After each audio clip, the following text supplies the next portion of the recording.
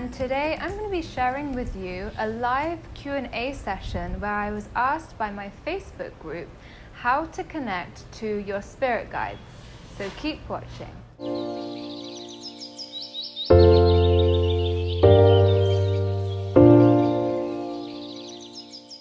So let's talk about that a little bit. So topic of spirit guides. So we have all got our own team of light around us. I call our spirit guides team of light because it's spirit guides, ascended masters, angels, basically light beings. And from my personal experience, when I speak to people about spirit guides, they get a bit, and I did as well actually in the beginning, get a bit caught up with trying to figure out, where's this light being from? Is this an angel or a guide? And actually, at the end of the day, it doesn't matter that much where they're from and whether they're an angel or a spirit guide or an ascended master.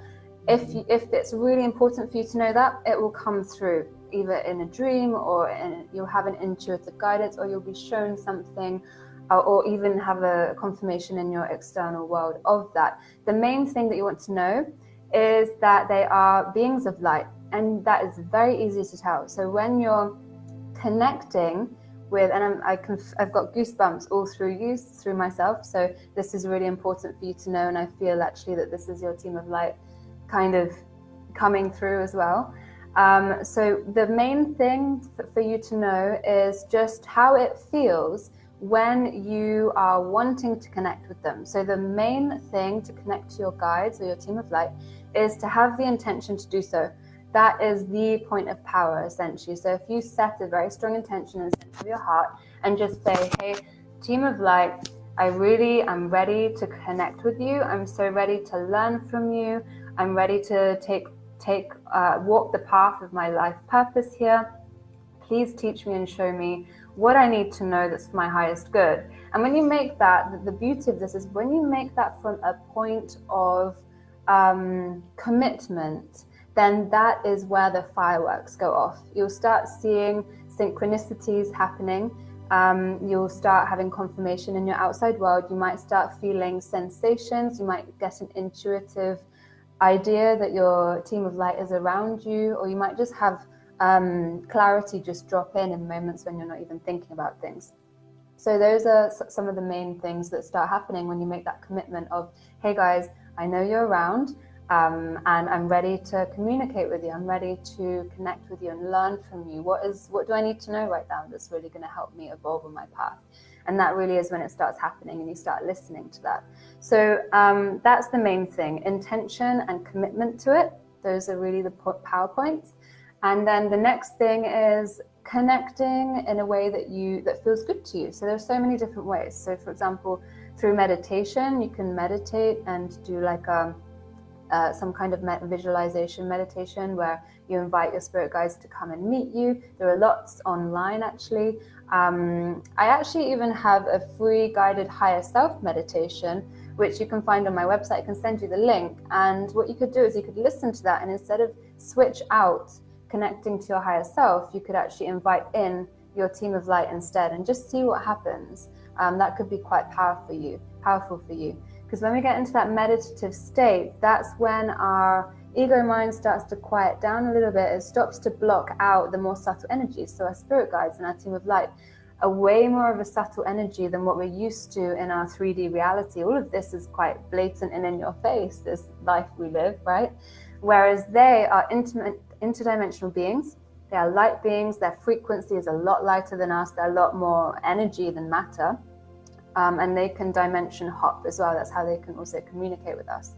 So we're training ourselves in meditation to start sensing. We're opening up our intuitive senses and starting to be able to translate the more subtle energies around us, the more subtle energies of our spirit guides and our team of light, especially with the intention, because then we're focusing on quietening our mind, and we're focusing on wanting to connect to that. So we're tuning our subtle senses to be able to start feeling out for that. And we're doing it from a place of curiosity. If we try and make something happen it's going to take so much longer. So it's just exploring and opening up the senses from a space of curiosity. And then that's when you might feel something. So you might, for example, when I feel my guides around, I get goosebumps around me. Sometimes I can feel like a being, it all feels really nice, a being standing next to me or in front of me, or a warmth. Sometimes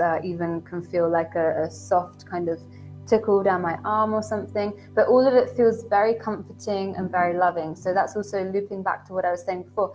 It doesn't necessarily need to know exactly what dimension or where the light beings are from, but the main thing is to know that they are beings of light, and you can tell that easily by feeling. So once you start connecting with them, the messages will always be coming through a feeling of love. So even if it's something you don't necessarily want to hear, like maybe it's not the answer that you want, but the way that it comes through is so soft and loving that by the end of it, you kind of are very accepting of what's said, and it makes sense. It tends to make logical sense.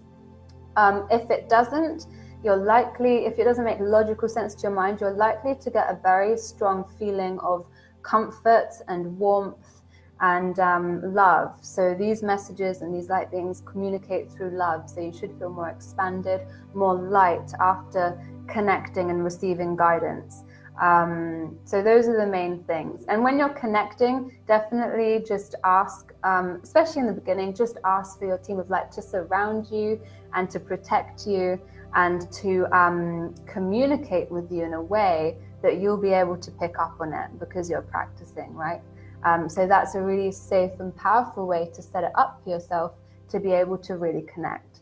So the thing about the spirit guides as well is that they might even communicate with you through dream state as well. So if you're ready and you're feeling the call to connect with them, you may start having dreams as well. So this is what happened for me at the beginning of my journey.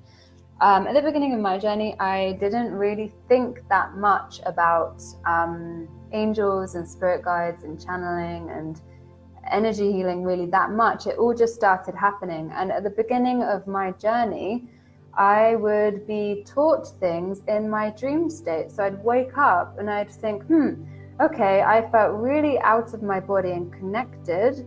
And I remember that I was being taught something, but I had no idea what it was. At that point, I had no idea what out-of-body experiences were or really too much. I wasn't really that even into spirituality at that point, but all these things started happening. So what happens as well is once you're just ready for it, your team of light will start to connect with you in a really loving way and start helping you.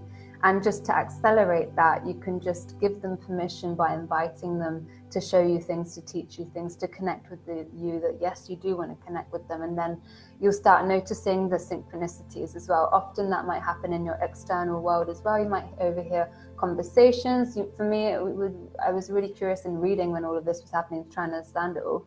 I often just would get confirmations, like I'd get an insight of something, and I thought, oh, that's interesting. I wonder if that was kind of coming from my guides. And then when I would be looking through book titles, I would find a book title with one of those keywords in there, nearly every time. So you'll get like little confirmations as well along the way, which is really nice. Because in the beginning, we're just human and we might question things. But then over time, you just build this relationship and this trust where it's just free-flowing then. So there you have it, how to connect to your spirit guides. If you would like to join in on live healing sessions, Q&A with me, and channeling sessions where you can ask questions, you can join my Facebook group for free for a limited time only. The link is in the description. Until next time, have a beautiful, beautiful day.